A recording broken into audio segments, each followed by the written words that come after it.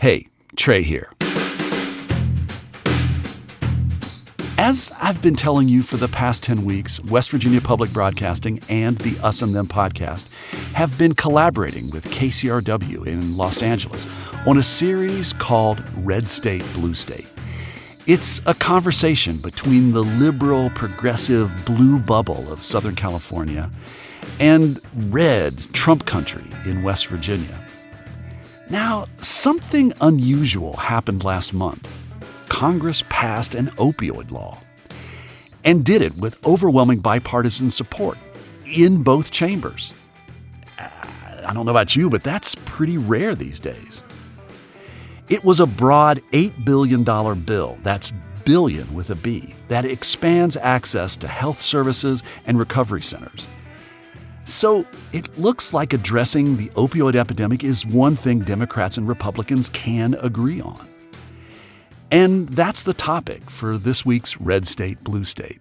From KCRW here in Santa Monica, I'm Chery Glaser. And I'm Trey K., host of the Us and Them podcast from West Virginia Public Broadcasting. Trey, I want to start out with a number. It's 72,000. 72,000? That's how many Americans died from drug overdoses just last year. And you know, a lot of those deaths, about 3/4 of them were opiate-related. We're talking heroin, prescription pills, fentanyl, that kind of thing. Yeah, Chery. And an outsized number of the dead are from West Virginia. I mean, it has swallowed up families and just devastated towns. It's been indescribable, really. Yeah. To begin to understand the epidemic, I wanted to go back several years to someone who was an early observer of all this. His name is Sam Quinones, and he wrote a book called Dreamland, The True Tale of America's Opiate Epidemic. Yeah, and in my opinion, that is the definitive book on this subject. I mean, he really nails it down. And you know, Sam says his quest began when he noticed a string of fatal overdoses in a small town, Huntington, West Virginia. People there were dying because of black tar heroin from an unlikely place, Mexico. I did not associate West Virginia with Mexico, had very few Mexicans in it. I didn't associate it with heroin either. And so what was Mexican heroin doing east of the Mississippi River in quantities large enough? What I found was a whole series of people had died, a dozen people in 6 months in the town of Huntington, West Virginia. This spate of overdoses was due to very potent heroin being sold in Columbus, Ohio. Addicts from Huntington were going up to Columbus, Ohio to buy their dope, bringing it back to Huntington, and people were dying because they just simply were not used to that kind of potent dope. But the reason there was such a demand for heroin at all was because of an entire revolution in pain management in America that held that we were in an epidemic of pain and that doctors were now very, very aggressively pressured to prescribe narcotic painkillers for all manner of pain. And that ended up creating a vast new population of opiate addicts, and many of them were switching by then to heroin, which was much, much cheaper and actually in some areas easier to find than the pills by then. So, I mean, here you've got Sam. He's a crime reporter in Los Angeles, and he's looking into a few overdoses in small-town America. And he realizes it's just the beginning of a huge drug wave that was starting to crest. A wave that's been crashing in West Virginia ever since. I want you to meet someone who's from my hometown who was swept up in it. His name is Ian Kessinger, and he runs a small-town clinic. He picks up the story where Sam left off. The over-prescribing doctors were replaced by street dealers. So then people from out of state moved in, drug dealers moved in, and filled the void that the prescription writers left with heroin. Combine that with economic depression and, no opportunity and feeling like you're in a dead end here, and it's just a perfect storm for addiction. You couldn't have created a better environment for addiction to thrive in a lab than West Virginia. It was just perfect. Now, Ian knows from personal experience, and for as long as he can remember, he witnessed his mother abuse drugs, and specifically prescription drugs. And he followed suit. I want you to hear just a little bit more of his story. A friend of mine, she wasn't even a friend. She was just an acquaintance in high school. She was a cheerleader. She blew her knee out. and, they gave her little pink Vicodin tins, and she was passing them out in school when I was 14 years old like candy. Here, take this, it'll make you feel good. And I resisted for most of the day. At the end of the day, all my friends seemed like they were really happy and they loved it. I just said, give me one. And whereas they took it, and most of them it was just like drinking a beer, it was a little naughty thing you did, and I fell in love instantly. I still, to this day, have never been in love with anyone or anything like I was that first high off that one Vicodin. I mean, it sounds terrible to say, but not my kids, not my family. I've never loved anything like I loved that, and that's what separates an addict from a person who uses drugs. To me, it was the feeling I'd been looking for my whole life. I instantly went home, got drunk, started stealing my mom's pills, which basically destroyed my life. I think that gives you a sense of just how strong this spell is on some people. Oh, yeah. But what did it take to break that spell? I mean, what scared Ian straight and into helping other people? Well, first he ended up in prison.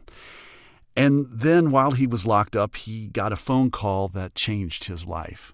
And it was my brother on the other end, and he was just screaming, "Mom's dead, Mom's dead, Mom's dead, Mom's dead." And that's all I could get out of him. I couldn't get any details or anything. So then that was it. I hung up the phone. He said, "I'm very sorry." And that's how I found out. And over the next day or so, I started getting details. She had overdosed on prescription medication on a bathroom floor at some trailer in St. Albans. And she died alone on a bathroom floor. I got to view her. I didn't get to go to the actual funeral. They brought me in before everyone else was there. I remember, they had me in 4-point restraints, and I saw her laying there, and we didn't part on great terms. The last time we had talked, I was really harsh with her.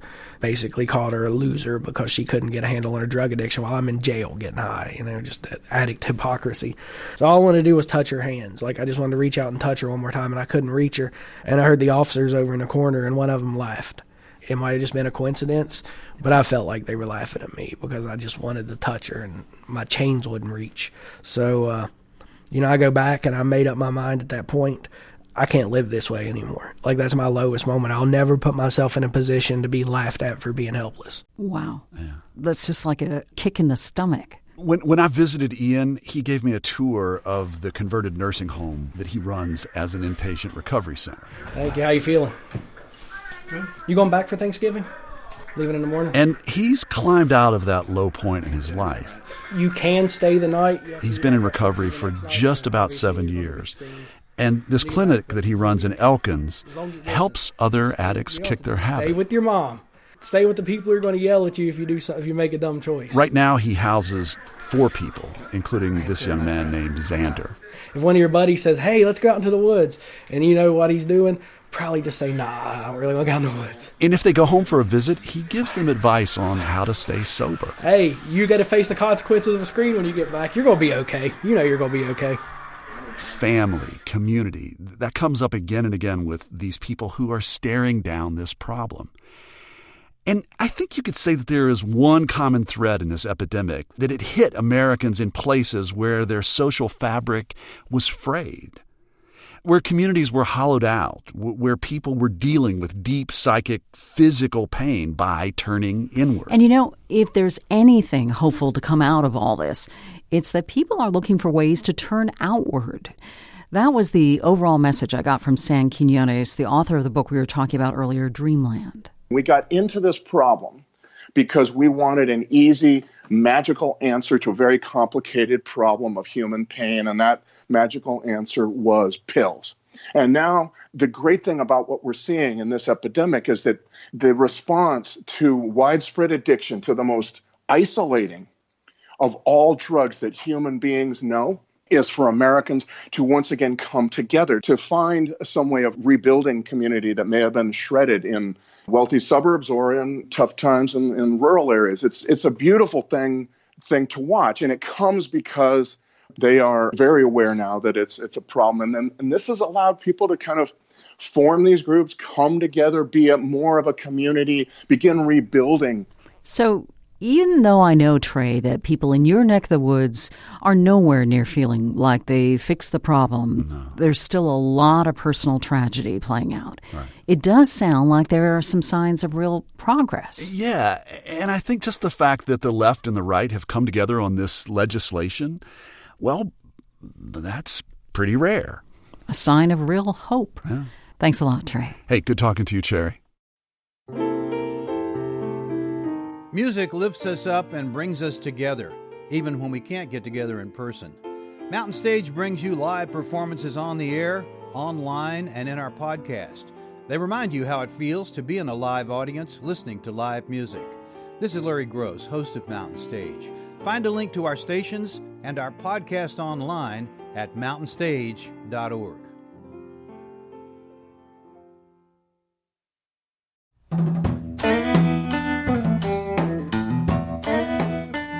You've been listening to Red State, Blue State, a collaboration between Us and Them and KCRW in Santa Monica, California.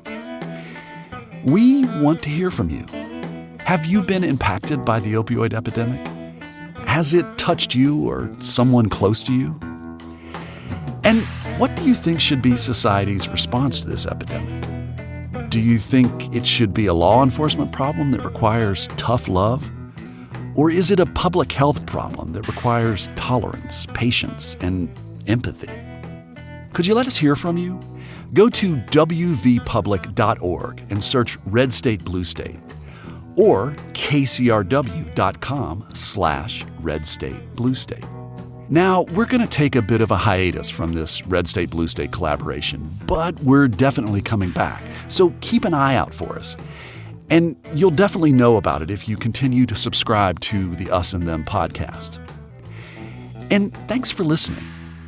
And we'd like to wish you a happy Hanukkah, Merry Christmas, joyous Kwanzaa, or whatever holiday you hold dear.